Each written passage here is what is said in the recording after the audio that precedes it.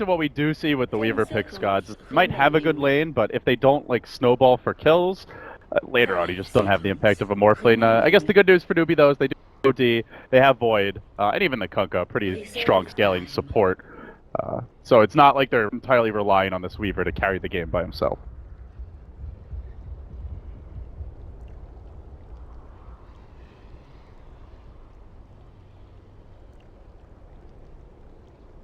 Ten seconds remaining. Radiant team. Oh, man. I'm getting his love.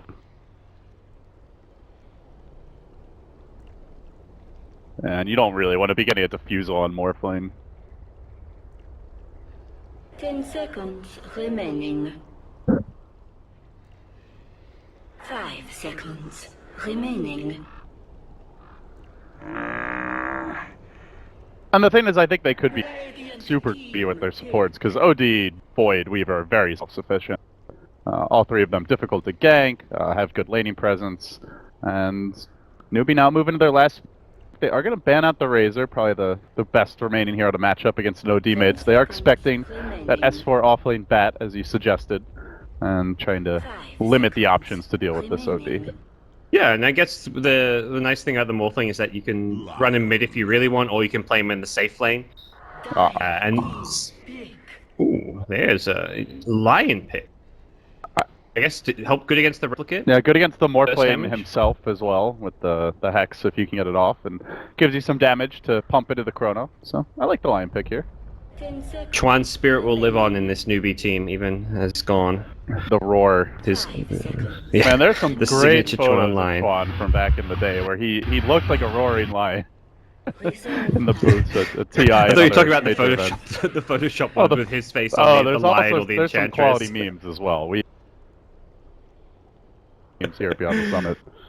This is, in a lot of ways, a signature hero for No-Tail. He's one of the players who's probably played Death Prophet more than most, and I'd say it's like one of his best heroes, straight up. It gives them some good objective taking. They've got a great way to take towers, to take Roshan, the ultimate. They are going to have to play around the cooldown of the Death Prophet, but that's like the one big cooldown. It's not like you've got 3 big ultimates, you have to always wait around less, so it's pretty high uptime. Morphling can just always be farming, pushing lanes, and then you can group up, take objectives when you have the access. So, players now selecting their heroes. We're going to see the teams enter the field of battle soon. I keep trying to show the Chinese stream, but it only works for like 5 seconds, then it goes to a solid 3 frames per second. So, if we can't get that far, guys, we may just occasionally show you the camera shot. Probably going to limit it. So, guys, overall, get the 2 drafts. You mentioned this is a good no-tail hero. It feels like a pretty good Morphling game, not as much so now the line's picked. Do you favor either draft? Ooh, I mean, Newbie's draft is a lot more of what we've been seeing. It's very stable. I'm sure they don't have any issues really executing their draft. OG's is a bit more of that mystery factor around the Death Prophet. So I want to say this is looking like a solid Death Prophet game. The Death Prophet beat normally by burst damage. Like, you want to kill her quickly when she's got exorcism up, and that's something Newbie lack outside of maybe the Finger of Death, I guess you could say. But even OG that is not as if reliable. He's farmed, I guess, but yeah. I think this is a really good Death Prophet game. So I want to say OG have done really well with the overall last pick of the draft, and that's one of the benefits of being second pick is when you can get a hero at the very end of the draft that can just win you the game, and that's what Death Prophet to be for OG. All right, guys, your opening winner bracket match of this series is going to play the winner of EGC. That match will be coming up directly after this series. Total of 4 best of 3s today. At the end of the day, 2 teams will be going home, as we've got 2 lower bracket showdowns to round out the day's menu of Dota. So wards have been planted. X did scout out this observer and plop down mid. We'll deploy the sentry to deward it. So early on, looks like OG could have a slight edge here when it comes to the vision game, and wouldn't be a game of Dota without a pause. Oh gods, we haven't really been having many up until today, but when you hit the main stage, that's where the jitter come out, maybe more like tech issues to sort out, and we'll have a moment here to evaluate the landing setup. That's right. I'm feeling more comfortable. You know, started a good 15 minutes late today. This is much more BTS in our natural habitat. Yeah, I was really like losing my bearings the last couple of days, but now all is right with the world. You know, I have time to like go crazy, cook myself a nice dinner, crack open a brew, get ready to enjoy. We were like 2 hours ahead of schedule yesterday with the group stages because I had 3 half hours for HBO3. We had a fast 2-0, and then oh, well, I guess our next series is starting 2 hours early. Oh, okay. I gotta tell you, I really don't think nowadays that you need 3.5 hours for most Dotas, unless you have like horrible tech issues. The game is just faster on average, and it seems like teams have gotten a little more used to, you know, quick turnarounds and not taking those like 20-30 minute smoke breaks in between games, and it just I don't think I've seen a series go 3.5 hours unless it's a game, you know, like 60 to 80 quite. I mean, the average game length has actually gone down over the past year. Yeah, absolutely. So we'll see if that maybe except like it's funny like seeing like 18. I feel like his teams Secret, old Cloud9 always have these longer games, but those are the exceptions. Maybe if you have NV play, you're like, okay, we'll give an extra 10% longer for this match to play. But yeah, even that one secret game at TI that they played was super long in the end. So that's fall short. Unfortunately, it's due day for a new secret roster. So No-Tail going to grab the bounty run here. We'll get his. So it looks like they are going to be sending Ona up to the safe lane for now, playing the Morphling. And they are going to run the Death Prophet mid. So DP versus OD. You are going to have a relative free farm Morphling as he's going to be given a defensive try to start things off. And that is going to leave the Bat Rider in a tough lane, gods. S4 up against a duel lane with a Weaver Lion. This is a very good harassing lane versus the Bat. Yeah, Bat. Not gonna have much fun, and that's the nice thing about the Weaver pick is he's a safe lane carry that zones and harasses really well. So you don't have to commit a trial lane to deal with this Bat Rider. And from level 1, they're gonna look to try push him out of the lane. Oh, that early roll forward, Jerax, pretty wild miss there. But now, of course, Jig is up. All 3 OG heroes have been seen in the lane. So do you see much kill potential here for OG running the tri lane, or is this to you just more about like the Morphling's early farm?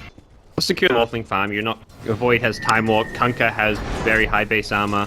Kunkka's going to be sitting back as well to protect the Void. So it's going to take a overextension from Newbie for OG to get a kill in this lane. And also OG, I really need like level 2, level 3 before they reach their true kill potential in this lane. They just want to try and get Ona some farm, back pull a bit, deny some XP from KP. But right now the lane pretty solid for them.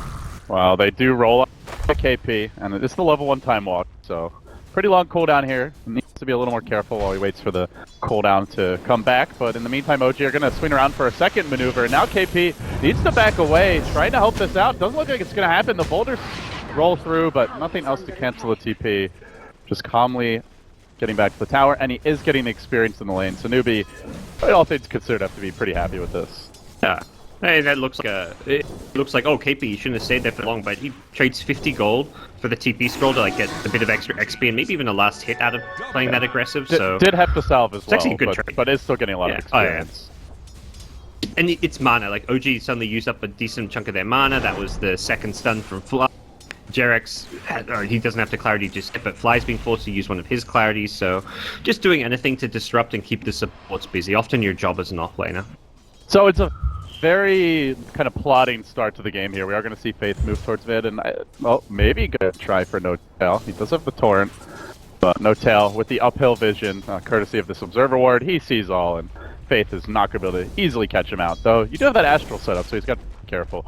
Yeah, but it doesn't look like there will be a kill, gods. So I guess looking like at the 2 overall lineups, what do you see as the main strategy for each team once we get towards the mid and the late game? Well, for OG, it's going to be taking fights, smoking up. Oh, bottom lane, they're going to look for an S4 quickly. The Swarm is going to be close, but not right. Yeah, but this is the power of the Weaver. Just yeah. tough for a Bat Rider to lay against. But yeah, OG, they're looking to take objectives around the DP ultimate, like level mid-roll and mid. Trying to go on S3C, and they will get him with the roll into a kick. Good job there by Jerax on the rotation, and did he smoke for that? He TP'd. He just reckoned he saw TP'd. an opportunity where OD pushed a bit far up and just TP'd in. I think the used to harass, so No-Tail like, man, I'll slow him with a bit. It's something you roll because you know no Astral. Wow, that's a big play. And it gets things going now as they have Ona farming well, the Morphling there with the Weaver. But KP is getting a lot out of the offlane, guys. 15 CS on him. Faith getting experience. I have not seen a Void get this far, especially against a tri-lane in a long time. Yeah, this is one of the weaknesses of Venge as a support, for sure. He's just not the best zoning support, even when you're off with the Trial. I think they started with a Trial and they can't touch this Void. Yeah, Jarex just went mid lane, but the TP's been sitting at this top lane outside of that TP mid. So, laning wise, Newbie getting a lot more, I mean a little bit more out of the lanes, because Bat's getting a decent off lane as well. No tail going in with the Spirit Siphon, and that is going to usher S3C away for the time being, but still has to be careful about Faith making his move, as this Observer Ward is going to expire fairly soon. And then No-Tail will be playing quite a bit in the dark, and it will also, of course, be nighttime. They're going to try for the Torrent now. Will connect on No-Tail. The Spirit Siphon going. Can they really kill him off through this? They're going to try for it. They'll need a follow-up Torrent. They just don't have the firepower, but still doing a good job at harassing him and keeping the farm advantage. OD now 21-11 to the only 15-6 of No-Tail. I think one of the areas where DP did fall off in that mid lane, just having a lot less as far as early game laning firepower, the nerfs to the Spirit Siphon, meaning that this hero just isn't as strong as it used to be. But they're going to come in again looking for No-Tail. They're set up on No-Tail. Jarex is here to try and turn things. Gets the long range roll with the Spirit Siphon. It's a quick and decisive counter gank into a kill. Jarex making the plays on the Earth Spirit again. I mean, at this is anyone point, surprised? It shouldn't surprise anyone, but this time he's doing it under a new banner.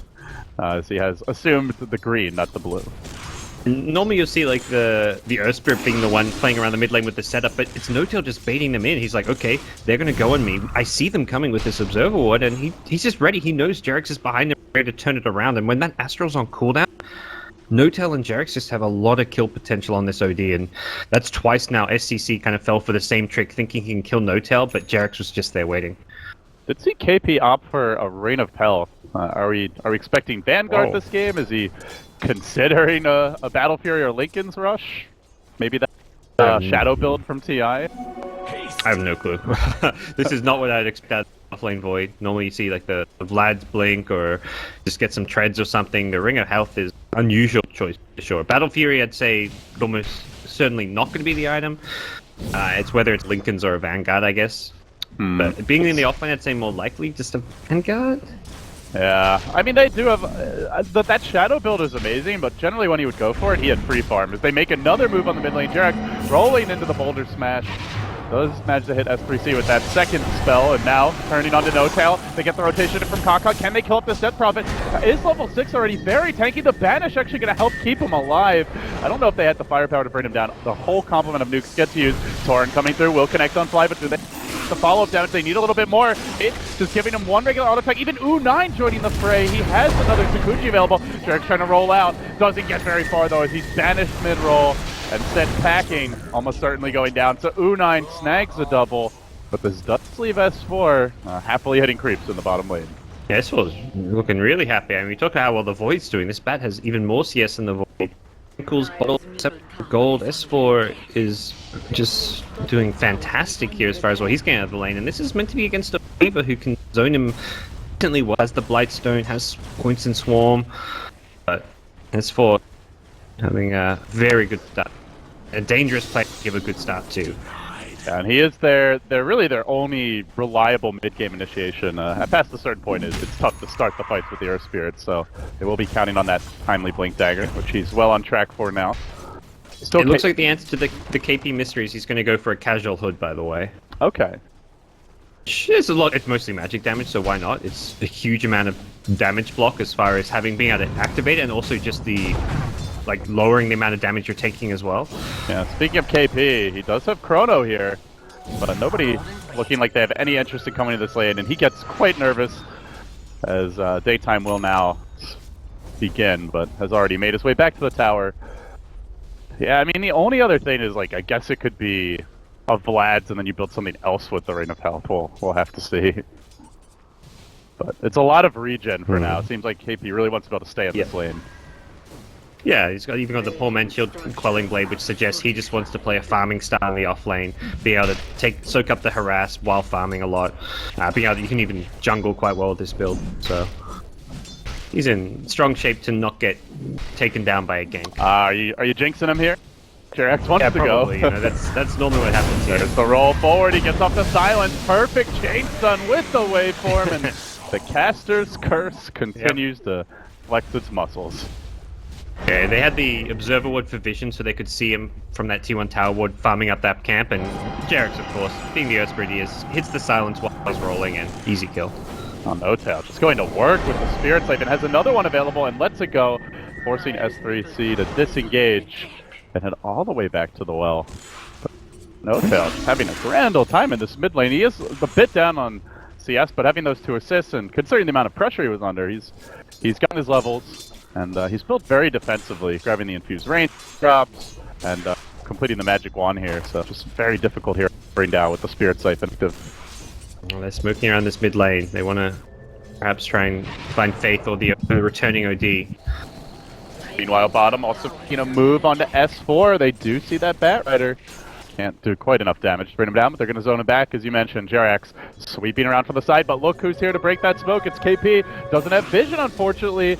He's right there on the other side of the trees. He does get hit by the boulder smash, but that 2-hero chrono comes out. Doesn't catch Kaka, who also has a finger available. He zaps the long-range fly down, swats him, and that will be 2 supports quickly slain.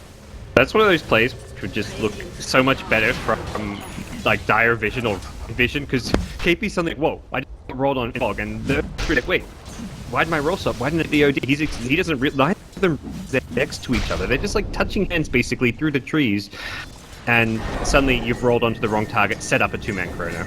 Yeah, that was disastrous situation, and now they're looking for a bit. Note is getting caught out of the mid. The roll coupler dodge, the back, the Boulder Smash also there. Another, the silence comes, and even with the infusion, it just doesn't matter. Still going down. Yeah, they got delivered after the damage had been done on the courier, so. Yeah, didn't actually get the proc that he needed. I may have died anyway, though. Yeah, I think he likely was regardless. So they're going to give this bottom lane to fly now. Yeah. They want level 6 on their Kunkka, and well, Lion, he hit level 6 recently, but he's used Finger, so playing around level 6 Kunkka and Lion means having those off, because that's when they've got the burst damage to fit into Death Prophet. Being able to take DP on and burst out during the Exorcism is always going to be key. Well, even just having burst damage to dump into the Chronosphere, like that Chronosphere works because they have the Finger of Death there and the Lion to your Impale as well. Jerax rolling in again. KP playing rather still. The Boulder Smash gonna find him, but with the waveform through, OG still managed to get the kill. Ana, oh no, just gonna TP out. As U9 gives chase. Jerax planting on a sentry and then juking through the trees. Doesn't have a teleport scroll. I'm not sure they kill that was like it's like pretty sure there's some aggressive play. He does now have the magnetize. He's gonna make that play. Rolls on in with Ana to help him out. The silence coming through. Waveform over the top. Can they get the kill? Oh, the Dragon Lance is enough. Now he can look to try to Jerax. Could be in full here. Sakuchi. He's a bit too sketchy to actually take that fight. While Meepo on the bottom lane, the Blink Dag debut straight onto Faith, dropping him low, not finishing him off just yet as he immolates in the flames. Can he make it out safely? That flame break not quite enough to finish the job. Instead, they turn on to fly. They get off the stun. And they look for the follow-up here. KP holding on to the spear. They're going to try and save that. They get the fly kill. And S4 will make it back to safety. Faith does end up surviving, but all the while, Ona just free farming this top lane, and Gods Lincoln's is coming very fast.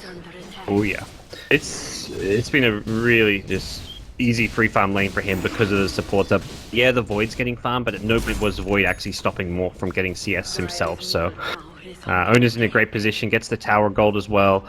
I mean, Jax has just been a god, making space all around the map. Even that kill there, they don't get on the Weaver. They were so close to getting it. He just hits these silences while he's rolling, always lands his Boulder Smash as well. It's like a thing of beauty watching him play Earth Spirit. He's just that good on this hero. Great Observer Ward planted down here by OGC. A lot of the movement Newbie, although now they are under cover of smoke. They're going to try to make a play on, there's only Fly showing in the mid lane. Even if you kill that bench, certainly not worth the use of Chrono. They're going to prep here with an X on an illusion. They then throw out the boat. They get a lot for nothing. And No-Tail just kind of giggles to himself. KP comes in, but it's ready to do a silence. Then they can look to lock this Void down. They need a save. They can't because S3C got Boulder Smash and Silence. Couldn't get off the defensive Astral to save his Void. So they end up blowing their entire load on an illusion. And then some great follow-up as Jerax again showing what an amazing Earth Spirit player he is in this game. Yeah, luck was an invis there for the OD. Otherwise, may have been a second casualty of war. Sentry comes a bit late, but it's an objective, a successful convoy, and they off. It's really good discipline coming out from OG. They find the pick, get tower. That the exorcism will wear off. They just going to back off, probably spend some time thinking the next item or two along, wait for the Morphling, and then the fight around the next exorcism. I've been shocked by it's Anna, not Anna. He typed it out yesterday, so I was apparently butchering his pronunciation a little bit. Apologies for to Anna as well as to the fans of the new star from China. But here we go, Newbie gonna be moving in. They have the X to start, the torrent to follow, boat coming through, and this time S4 will get caught. Tried to blink right as the X came back, but it was timed perfectly. We'll end up getting clipped, and we'll go down.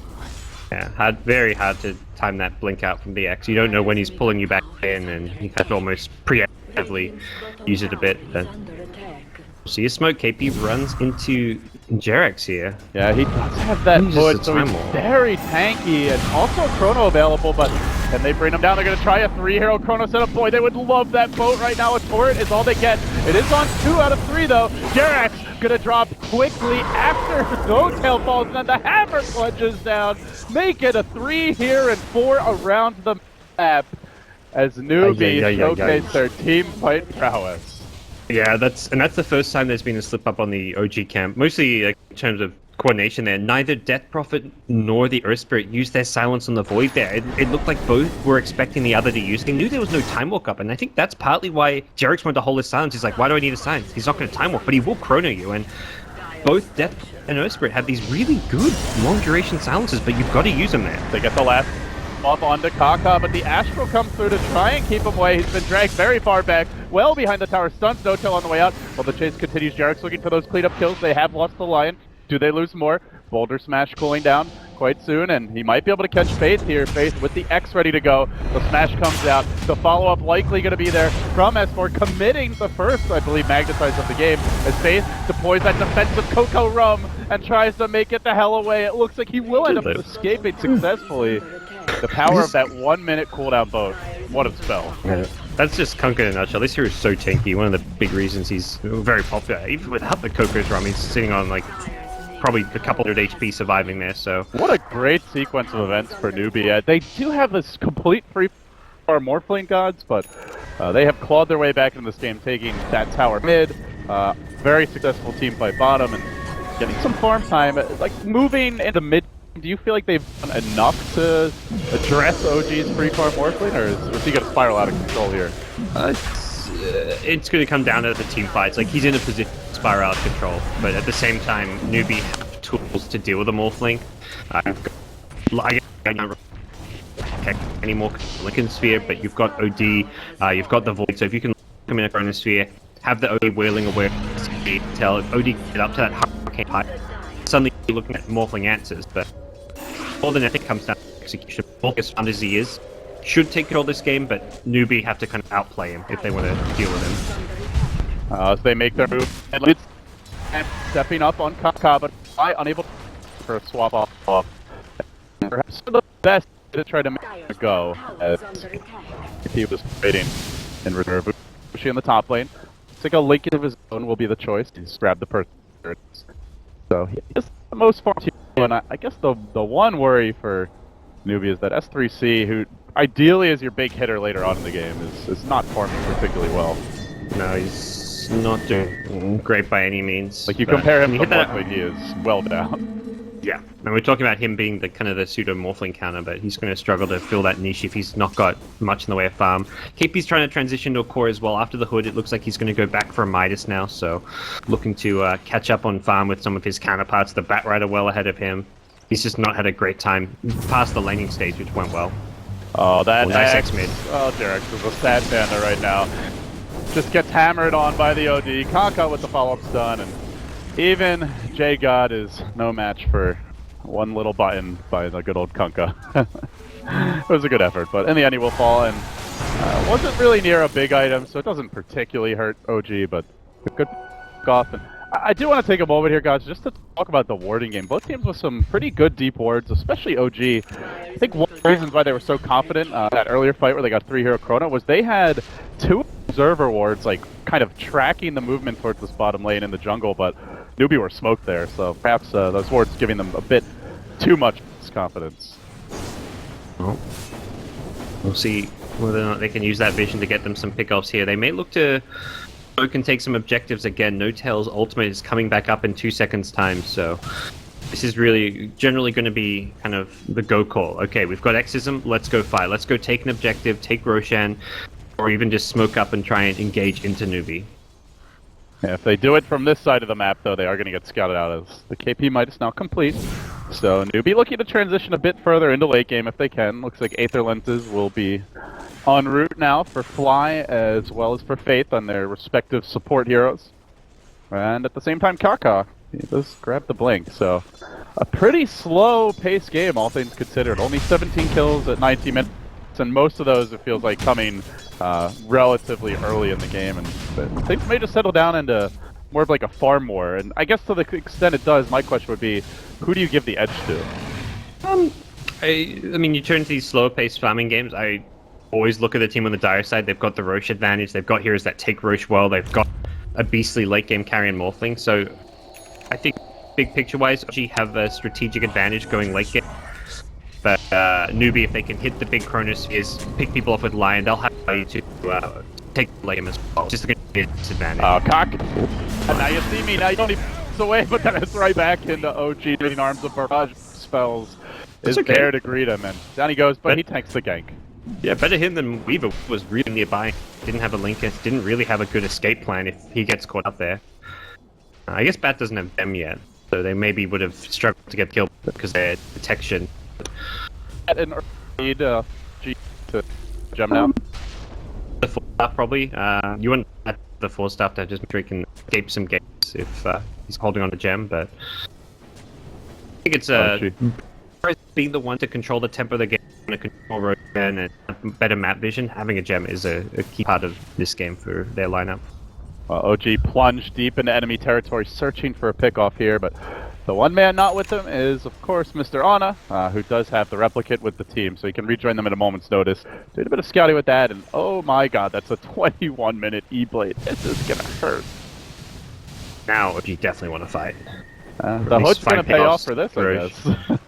Yeah, I mean, they've got Roche, so that's been done, but let's look towards taking objectives now, bringing in Morphling. He hits hard with all his agi, he bursts damage hard with the Ethereal Blade Adaptive Strike combo. He is going to become a big problem for Newbie. Kaka creeping up on this bottom lane, still an observer ward to see if anyone behind the towers. The glyph is deployed. OG taking a while to actually make this push. And Newbie, well, comfortably collect a freebie of a tower. Aegis is going to be wearing off momentarily, so if OG want to force something, God, they're doing it without that extra insurance policy. It turns into just farming style Aegis, but for OG, they're probably just like he's kind of going back to the late game question. They probably feel like, yeah, we're confident in the late game. Let's not rush things just because we have an Aegis. If we can use this to hit item timing a bit faster and just maintain map control, like that's fine for us. Oh, Una going a bit CTY mode here. Started with the Dragonlance. Looked like he was maybe going for the Desolator at one point, and then into the Perseverance, and now back to a Diffuse Blade. Interesting. Why do you think Diffusal this game? Silences. You get those two big silences on the other team, and silences that Lincolns don't help against. Actually, those are the things that will be the death. Una is getting hit by a Death Prophet silence. It's a 6-second duration, level 4 DP silence. It's actually insane how good Bell is. It's probably the best silence in the game. An AoE 6-second silence. Earth Spirit also AoE silence doesn't get stopped by Lincoln, so you have to have some kind of answer to that. BKB is the kind of more expensive option, also an option that doesn't give you much damage. Diffusal, it's cheaper, gives you some damage, has a bit more utility. You can purge off silence from your teammates even if you really need to, so a bit more versatile having the Diffusal on Weaver. Alright, so basically not really a CTY item pickup because you had a coherent rationale for why he would get it. Yeah, exactly. The Perseverance, I guess, ends up being a bit of a... the lasso on the face, they drag him way up on the high ground, but he already deployed the boat, so he's going to be an annoyingly long kill, which gives the rest of Newbie time to get in position. KP moving forward, looking for the Chrono. It's only going to connect on Noto, not the best one, but if he can kill him off at first, then he gets swapped out, but he's still like right on the boundary of the Chrono even after that swap. S3C dropping the ultimate, but Hona just cleaning up in the back lines. Ana going ham now. 3 have fallen. A chaotic fight, and that is the kind that a Morphling as well as a their loved player. It's expected to get off the finger there, and in the end, it ends up being a 3-for-1 favorite. Yeah. It looked good for like a fraction of a second for Newbie. When they hit the chrono, it looked like they could burst Dota, but the swap pulled them away. And Odin wheeling away and get his kill, and suddenly Morphling comes in and is like, no, I'm the real carry. I'm the one who's going to just destroy everyone. Morphling just rocked up and demolished Newbie that fight. He is Notel way too far ahead. using... Yeah, he's absolutely monstrous right now. Curious to see what he's going to go into next. I think there's a lot of merits getting like Blink Dagger, just because you can blink and shotgun people that a little bit faster. Obviously, he's got more than enough money to blink and then building his next item, but curious to see what he favors. With how far ahead he is, I feel like it's almost to that point where Newbie are going to have to either catch him horribly out of position, which so far he really hasn't taken too many risks, or they're just going to have to take it super late game, but will OG let them get there? I don't really see them killing Ano this game, guys, to be totally frank, and now he's even going to go into a BKB, so... Oh, where's your OD damage now? Yeah, this is the answer to the OD, which allows him just to go in, play super aggressive on SCCC. And OG, once they have their next exit, I'm likely to see them probably taking all fights into Newbie. They're going to look for pickoffs regardless. AP. Oh, this is a big grab. If they can find him, and they should be able to. Multiple silences are available. Boulder Smash coming through.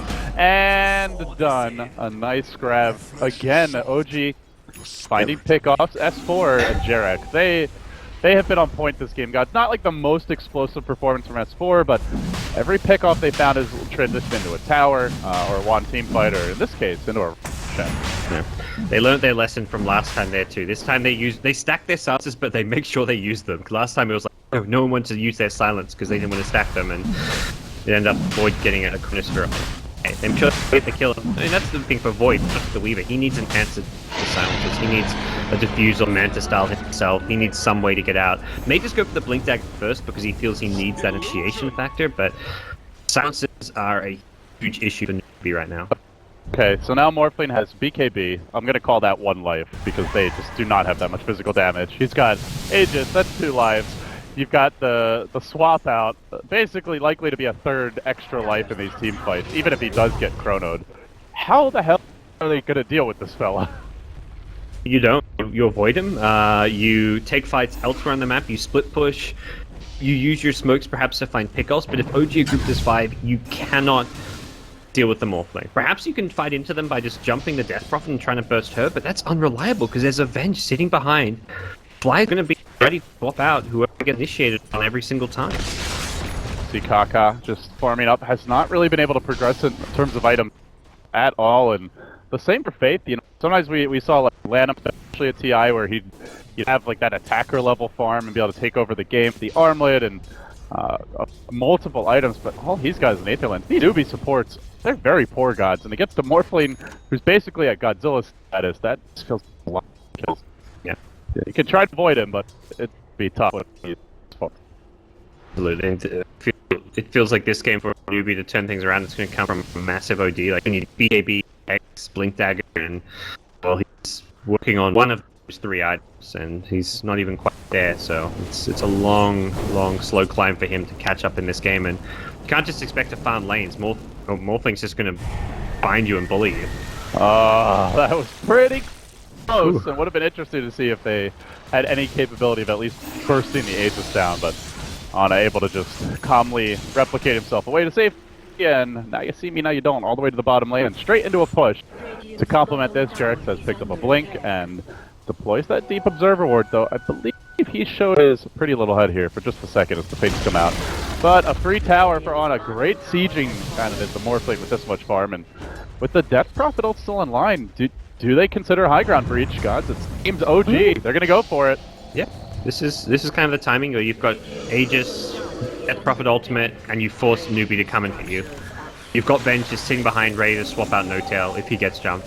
Honor's not even likely to get chronoed here, just at least not by himself. He can't kill off them all. Well, he can even morph strength if he gets caught in the chrono. There's the ODBK, but they're just playing this very safely as they X Kaka to allow for a free initiation. but S3C almost forced the BKB. It's got a Hurricane Pike himself back towards safety, and that was just a casual shotgun. Didn't even fully commit with the waveform or auto attacks there. Straight back on Rax, a slow and committed move, but now the Chrono touching out both cores. They're going to try to focus on the Morphling. No, they try to kill off Fly as well. Ana survives it all. Jared able to roll away. No tail after being swapped out. Walks back, and they strut forward, trying to finish off S3C. Ana though, out of mana, he's in quite deep, has overextended here. They can hex him, control him. He's still got a replicate. He's got no mana to jump to it, and U9 tries to zone out the backline as they work on no tail. They will be able to bring him down. OG, this is looking a little dicey, guys. Aegis will get cracked up in. S4 surrounded, getting pounded by 3, likely to drop. They're going to lose the bat as well. The Morphling on the way out. Shotgun coming through, but the top wants to counter it. And in the end, he is going to have to just beat the hell away with the replicate out.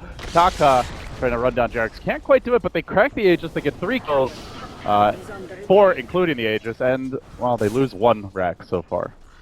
Must have, like, the last second of that replicate that he got out of there, but, I mean, as far as Newbie concerned, that Rax was impossible to defend. The fact they get those kills, and at least get something out of the hole, is better than just letting that Rax fall and not taking the fight, and it's an alright approach that they figured out. Just run over the 2 liners, yes. Death Prophet's going to get swapped up, and then kill the Venge. Just take whatever kills you can get at the start of the fight. OG hits a really nice ultimate on a lot of heroes, but Morphling's just in that state where he's just a bit too fun to really kill at this point. He's more like a godling right now. Yeah. The one was there, the OG also burned away a lot of Morphling's mana pool. Like, when he dived deep trying to finish off the OG, he had mana to actually get the kill, and I imagine the main reason is because that Sanity's Eclipse taking away 40% of they his found mana. him again, but Fly is ready. There's the veteran swap to try and keep alive. Still the bats from KP, looking to hold him in position. Now the also trying to bring S3C up to the front. He's unable to do so. He's been down, so they managed to get the kill in the bat. Trading their own line for Jared. Been beaten a bit by KP, but more is for 25, actually for a long time. The cooldown is now getting in. KP trying to back him away, will end up falling. They plus 3, 2 cores of OG, looking for more U9 skating away to north. He's of a P, but they have ways to cancel this. They're gonna have this wave of terror, and they got him. Make it 4 heroes down. A triple kill for Ana, and you just gotta take your hat off the Fly, because this man has been in the right place at the right time pretty much all game. It's almost like a red herring that Newbie are like, okay, they have no Death Prophet ultimate, let's go deep in their side of the map and try and fight. But Newbie themselves didn't have Chrono, and I'd say more importantly, didn't have Sanity's Eclipse. That was the majority of their damage and their team fight in that last bottom fight. So for them, having their ultimates is equally, if not more important than OG having the Exorcism at this point. So trying to take a deep aggressive fight like that just because Death Prophet has no ultimate doesn't work unless you have Sanity's Eclipse. So bit too aggressive from Newbie, but that's the kind of aggressive plays you just end up deciding to make when you're this far behind, so you can't really totally blame them. Well, God, we called this a good Morphling game, even a very good one, but I think exceeded even that expectation. He's 0-1, hasn't yet to die. Free farming up the game. The Chrono comes out, but it doesn't actually hit Ana, who just humbly goes to work, forcing the OG all the way back. Focusing on objectives here. OG have grabbed the second melee rack. Taka controlled, being done for the moment. Silence for Aegis, and will end up falling in the OG, looking to back away, and they find be an additional treat on the back line as the OG back, the boy killed off. The Lioness buyback, and he will die back. Taka straight into the meat grinder. Somebody stop this man indeed. Ana now, I'll just take the tier 4s, don't mind me. I'll actually range racks is the call, but it's looking pretty hard for Newbie to crawl back into this one at this point. Scary how amazing these like super high MMR pub stars look when like putting a team like Fly. Like Fly's captain leadership, his ability to play these selfless supports like the Shadow Demon, the Venge, the Oracles, enable his carries. Previously Michael, now Ana. It's just insane. Like Ana's looking for the stuff is out there, and yeah, he's got the individual talent to begin with. It's someone like Fly who just makes him look that much scary and enables him to play at a whole nother level. The other thing that, I mean, it is very early for, you know, as far as like the tape on it, but he is focusing on objectives. The only like slight, I guess you could say, was that overextension bottom. He didn't die, but it did end up maybe costing a few of his teammates their lives. But he's been very objective focused, so that's something like that always impressed me about Miracle was, you know, he never got distracted going for kills, and you have to give a lot of credit to the veteran leadership on this team. And hey, maybe not even just Fly. You've got S4, No Tail, even Rex starting to achieve that veteran status at this point. Yeah.